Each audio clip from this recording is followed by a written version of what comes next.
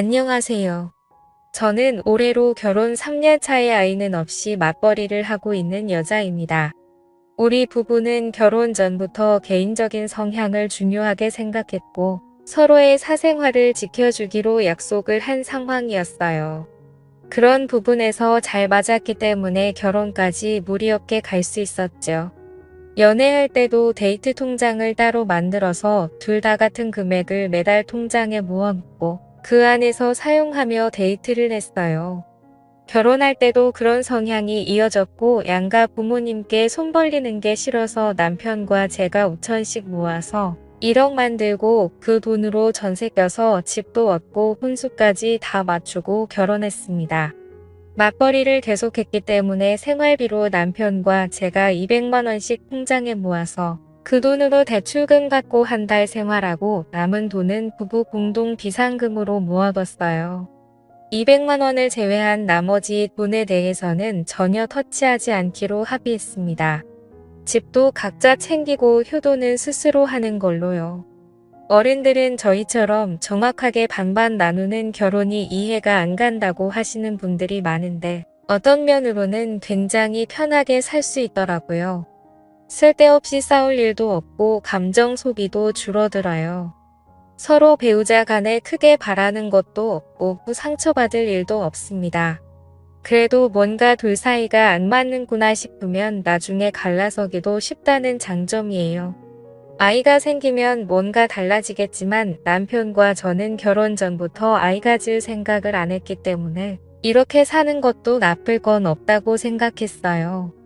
결혼식을 몇 주 남겨두고 저희 친정엄마가 암에 걸린 걸 알게 되었어요.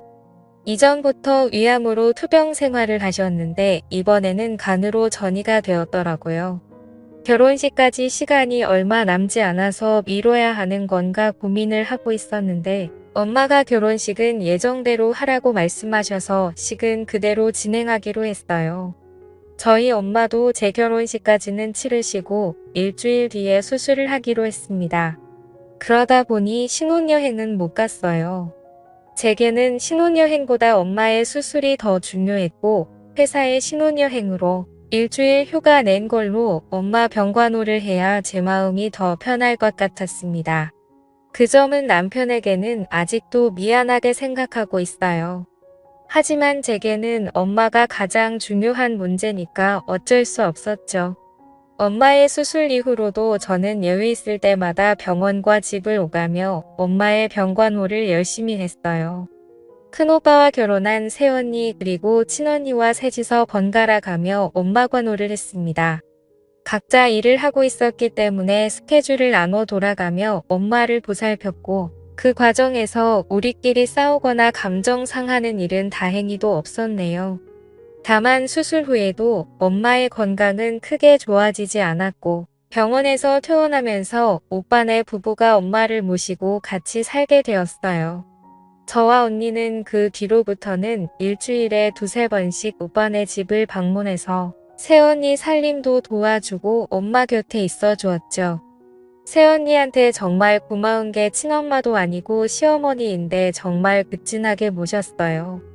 저희가 집에 와 있을 때도 뭐 도와줄 거 없다고 그냥 쉬라고 하고 새언니가 음식이며 이것저것을 다 챙겨주더라고요. 새언니가 친정 부모님 두 분이 모두 안 계셔서 저희 엄마를 친엄마처럼 좋아해주고 딸인 저보다 더 엄마에게 헌신해줘서 항상 고맙고 미안한 마음이 컸습니다.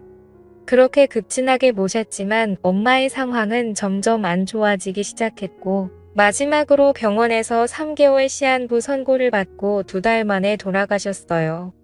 엄마가 돌아가신 지 1년이 넘었는데 아직도 너무 죄송하고 슬픈 마음이에요. 돌아가시기 전에 엄마가 각자에게 재산을 나눠주고 가셨습니다. 엄마가 돌아가시기 전까지 살고 계신 아파트는 오빠가 받았어요. 그때 시가로 4억 조금 안 되는 금액이었고 우리 언니는 시집갈 때 엄마가 1억을 도와준 것이 있는데 그걸로 퉁치기로 했고 저는 시집갈 때 엄마 도움을 안 받았었기 때문에 엄마가 가진 현금 8천만 원을 제게 남겨주셨습니다.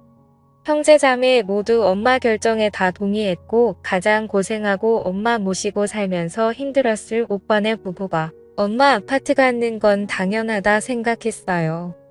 세상에 누가 말기암에 아픈 시어머니를 집에서 모시고 살겠습니까? 언니랑 저랑 아무런 불만 없이 좋은 마음으로 엄마의 결정에 따랐습니다.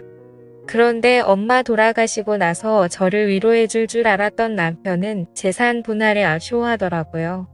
형님이 그렇게 많은 재산 한꺼번에 독식하셨으면 언니는 뭐 우리한테 5천만 원 정도는 더 나눠줘야 공정한 거 아니냐면서 결혼할 때 장모님께서 아무것도 안 해주시지 않았냐고 말하길래 너가 우리 엄마 아플 때 한 게 뭐가 있냐고 싸웠어요.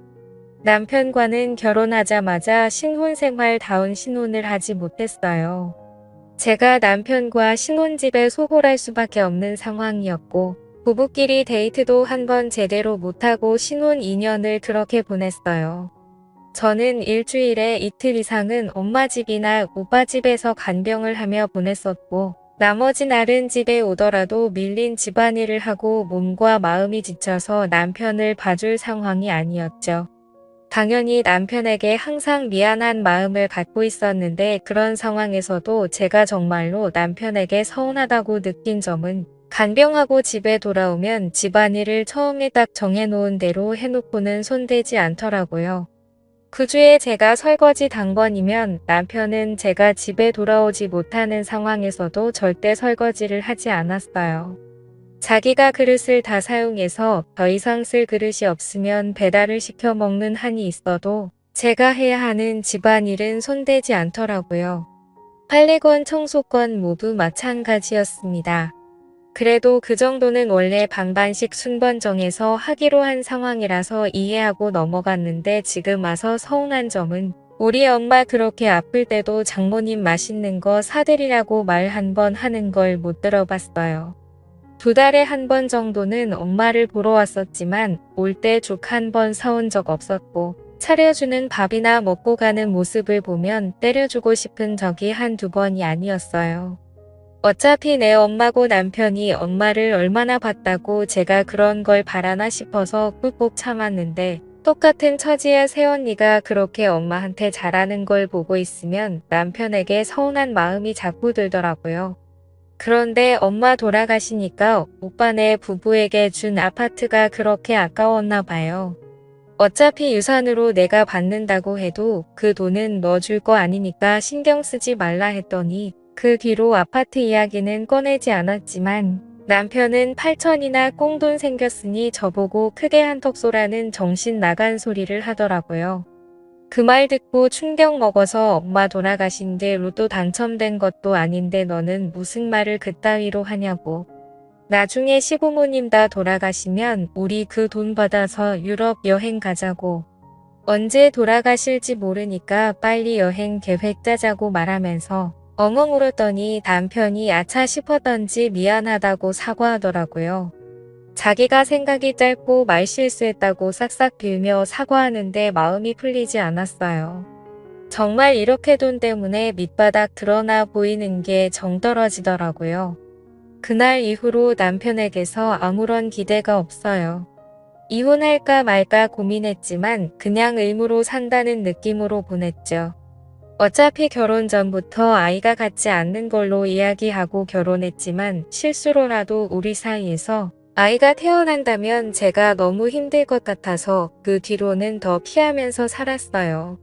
남편이 미우니까 시댁도 당연히 미워지더라고요.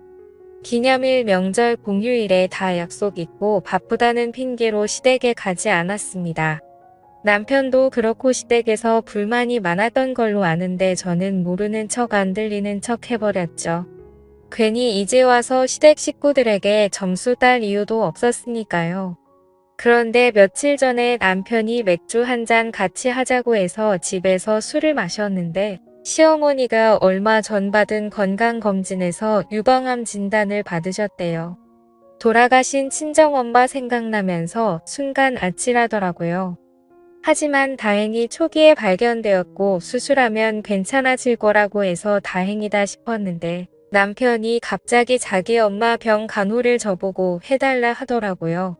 남편은 미루형이 하나 있는데 미운입니다. 정확하게는 예전에 일찍 결혼했다가 이혼하고 그 뒤로 쭉 혼자 살아요. 그래서 집안에 여자도 없고 병수 밟을 사람이 저밖에 없다네요. 시아버지가 도와주실 거라고 저랑 시아버지랑 둘이서 번갈아 하면 된다고 하더라고요. 일하면서 병 간호하는 게 힘들면 생활비는 자기가 다 낼 테니까 그만두고 병 간호만 해줬으면 좋겠다고 하는데 어이가 없어서 웃음도 안 나왔습니다. 너가 왜 직접 안 하고 나보고 해달라고 해? 아들은 병 간호하면 안 돼. 내가 너보다 돈을 못 버니 능력이 없니? 내가 왜 일을 그만두고 너네 엄마 병 간호를 해야 하는데? 남편 말에 저도 화가 나서 막 쏟아내 버렸어요. 제가 친정엄마 병 간호를 많이 해봤기 때문에 잘할 수 있을 거라고 하더라고요. 남편에게 웃기는 소리 하지 말고 내가 우리 엄마한테 한 것처럼 너도 일하면서 간호하던지 아니면 일을 그만두고 시어머니 간호하라고 이야기했어요. 생활비 200만 원 주는 거 달라 소리 안 할 테니까 괜히 시어머니 병수발 들게 할 생각하지 말라고 했더니 자기는 할 줄 몰라서 못한답니다. 누구는 병수발하는 자격증이라도 따서 한 줄 알겠어요. 정할 사람 없으면 아주버님이랑 너랑 돈 반반 내고 간병인을 쓰라고 했더니 모르는 사람한테 자기 엄마를 어떻게 맡기냐면서 눈물까지 흘리더라고요. 그 모습을 보면서도 하나도 불쌍하게 느껴지지 않았어요. 남편에게 너가 우리 엄마한테 한 걸 생각해 보라고. 새언니는 그렇게 엄마한테 급진하게 하는데 너는 장모님 아플 때 죽 한 번 사다 준 적 있냐고. 차라리 내가 시어머니 병 간호를 할 바야 우리 새언니 아프다고 하면 내가 직접 간호해 줄 거라고 말했더니 저보고 못 데쳐 먹은 년이라고 쌍욕을 하더라고요. 갑자기 남편한테 쌍욕 듣고 머리가 멍해져서 그냥 이혼하자고 했어요. 이혼하고 너네 집 들어가서 살면서 직접 병수발 들고 살아라고 했죠. 남편이 이혼 이야기 듣고 그제서야 정신 차렸는지 간병 안 해도 된다고 자기가 형이랑 간병인을 쓰던지 알아서 하겠다고 말했지만 이미 때는 늦어버렸어요. 예전부터 남편에게 서운하고 우리 엄마 돌아가셨을 때 했던 일들이 다 생각나서 뻔뻔하고 자기 생각만 하는 남편이랑 더 이상 못 살겠다 싶었습니다. 아무리 신경 안 쓰고 산다 해도 시어머니 아픈데 한 번도 안 찾아가 볼 수도 없고 간병을 제가 하고 싶은 생각은 절대 없지만 안 하자니 신경 쓰일 게 뻔하잖아요. 남편과 정말 안 맞는데 이쯤에서 이혼하고 각자 사는 게 맞겠다는 생각이었습니다. 그냥 이혼하는 게 좋겠다고 진지하게 이야기했는데 남편은 어떻게 시어머니 아프다고 이혼하고 도망갈 생각하냐고 저보고 제정신 아니랍니다. 친정엄마 아플 때 남편이 새언니 하는 거 반에 반만 했어도 제가 아픈 시어머니를 모른 척 하지는 않았을 거예요. 반반 결혼한 거 다 좋은데 자기가 하기 싫은 일은 절대로 안 하면서 왜 제 도움만 받으려고 하는지 이해 못하겠더라고요.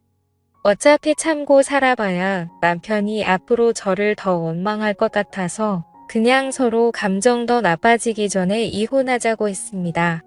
아이도 없고 복잡하게 나눠야 할 재산도 없으니 지금 그만하는 게 맞다 싶었어요. 남편은 당장 이혼할 수 없다고 시간을 좀 갖고 생각해보자면서 지금은 짐 싸들고 시댁으로 들어가 있는 상황이에요. 저는 시간이 아무리 지나도 지금 생각은 변함없을 것 같아요. 남편이 뭐라고 하던 이혼하고 혼자 살 겁니다. 반반 결혼하면 간섭하지 않고 부딪히는 일 없이 편하게 살 줄 알았어요. 하지만 이기적인 남편을 보면서 이게 맞나 싶더라고요.